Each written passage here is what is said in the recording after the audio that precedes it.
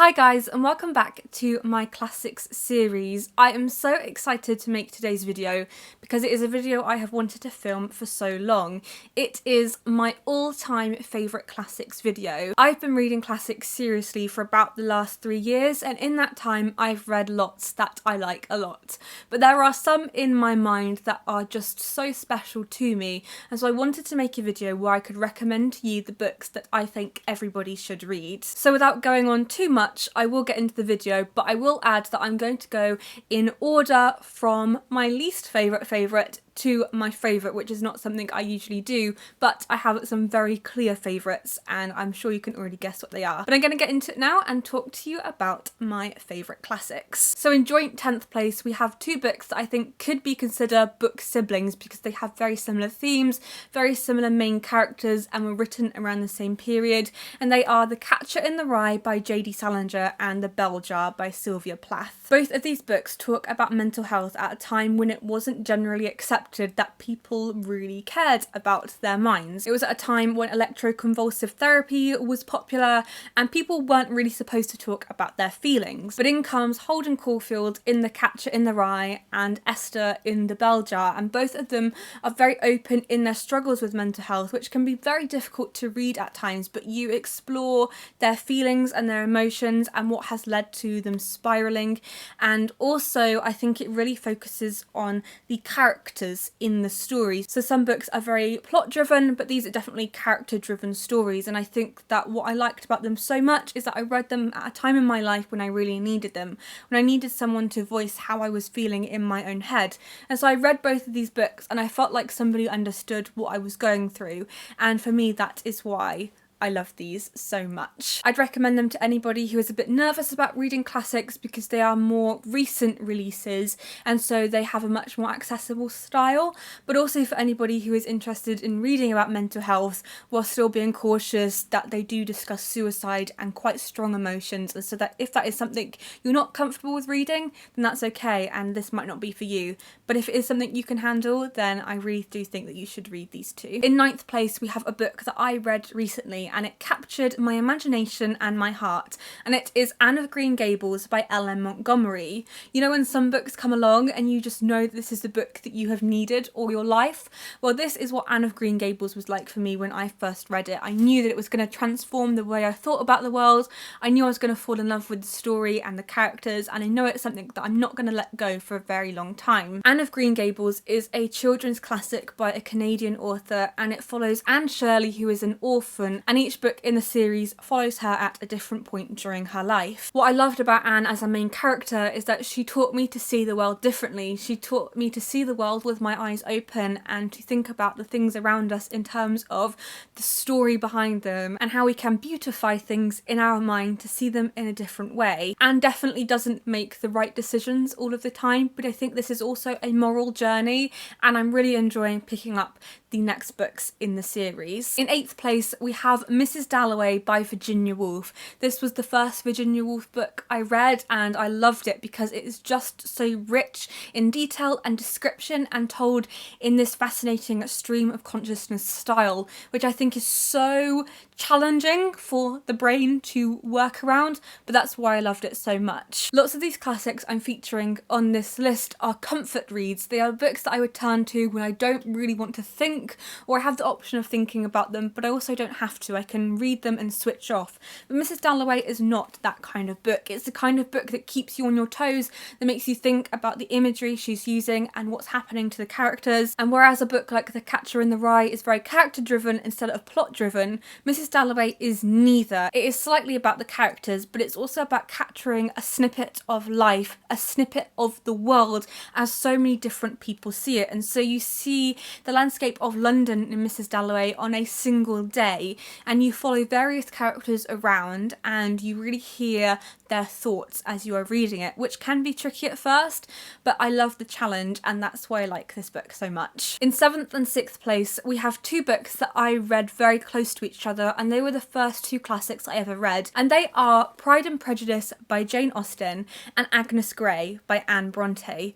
And without these two books, I don't know if I'd be sitting here today talking so confidently about the books that I've read and talking so openly about my feelings about them, because these two books, reading them really did change something for me. It made me really have an appreciation for books that were written far in the past, and also made me engage critically with them in a way that I hadn't outside of school before. So Pride and Prejudice is a very famous love story, but it is also about Lizzie Bennet overcoming her prejudices and also Mr. Darcy overcoming his, and so you have two characters who really mirror each other. And one of my favourite tropes in fiction in general is the hate to love relationship, which is definitely the vibe that Lizzie and Mr. Darcy have going on. It's a story that has captured so many hearts, including mine, and I've loved exploring various adaptations. Of course, the 1995 BBC version is the best.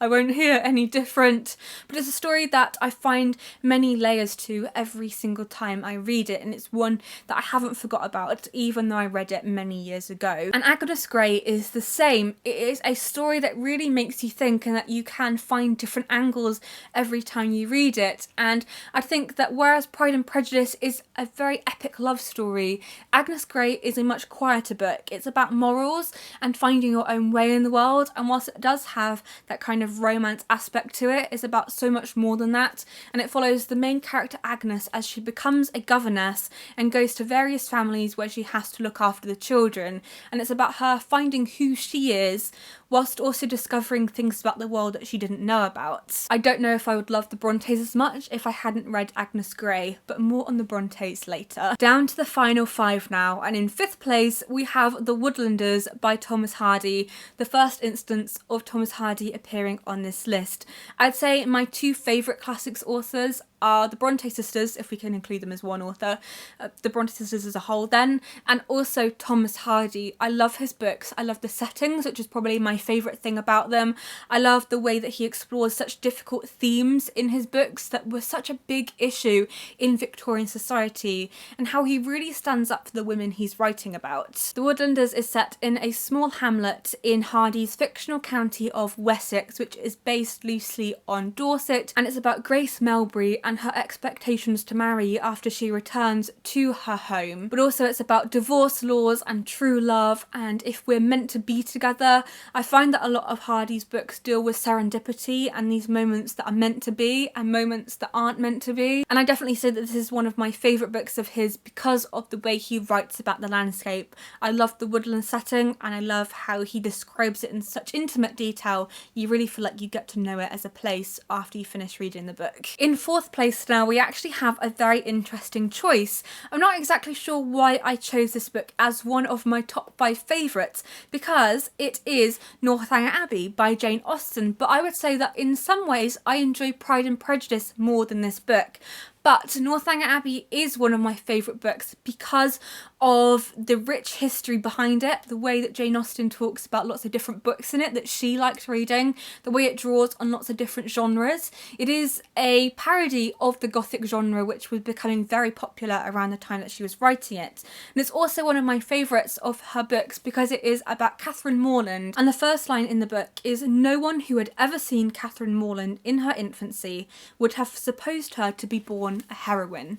And I really can relate to that feeling of some people being born heroines and some people being the secondary characters in the world. And so Catherine really takes centre stage, even though she isn't that kind of character. She idolises the heroines she reads about, but she's not one herself, and yet during the course of the novel we see her take different paths that lead her to really shine, and you go on that journey with her. But also as you're reading this, and as you read Jane Austen's other books, you can go on that journey with her writing, because this was one of her first novels, but actually it was published after she died.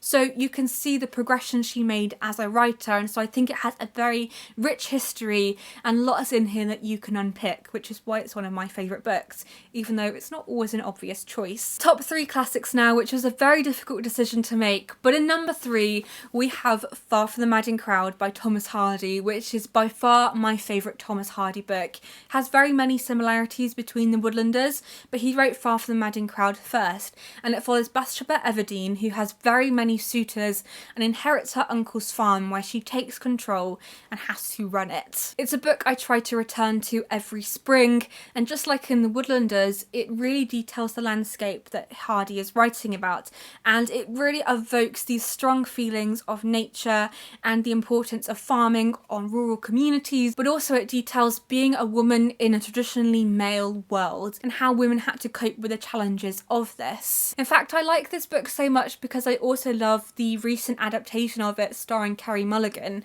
because it's a film that I think just sums up what a good book adaptation should be. And what I really like about reading classics is that there is often a wealth of extra material relating to them, and so you just read that book and you don't have to leave it behind. You can explore it in many different ways. I think Thomas Hardy's writing really shines in Far From the Madding Crowd, so if you want somewhere to start with his books, then this would not be a bad place to go. In second place, we have Wuthering Heights by Emily Bronte, which I'm sure comes as not much of a surprise to lots of you who have watched my videos before.